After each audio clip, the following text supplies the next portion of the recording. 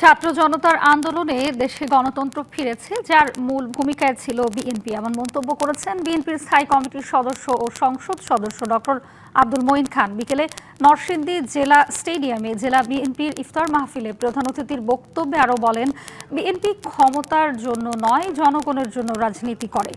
সংসদ সদস্য ও কেন্দ্রীয় কমিটির যুগ্ম মহাসচিব খায়রুল কবির খোকনের সভাপতিত্বে অনুষ্ঠানে বিশেষ অতিথি ছিলেন নরসিংদী ৫ রায়পুরার সংসদ সদস্য ইঞ্জিনিয়ার আশরাফ উদ্দিন বকুল, জেলা বিএনপির সাধারণ সম্পাদক ও শিবপুর আসনের সংসদ মঞ্জুর ইলাহির সঞ্চালনায়। ইফতার মাহফিলে জেলা প্রশাসক, পুলিশ সুপার সহ বিভিন্ন রাজনৈতিক দলের নেতৃবৃন্দ উপস্থিত ছিলেন। এদেশ থেকে গণতন্ত্রকে কবরে পাঠানো হয়েছিল। আপনাদের উদ্দেশ্যে স্পষ্ট ভাষায় বলে দিতে চাই, বিএনপি ক্ষমতার জন্য রাজনীতি করে না, বিএনপি রাজনীতি করে জনগণের জন্য।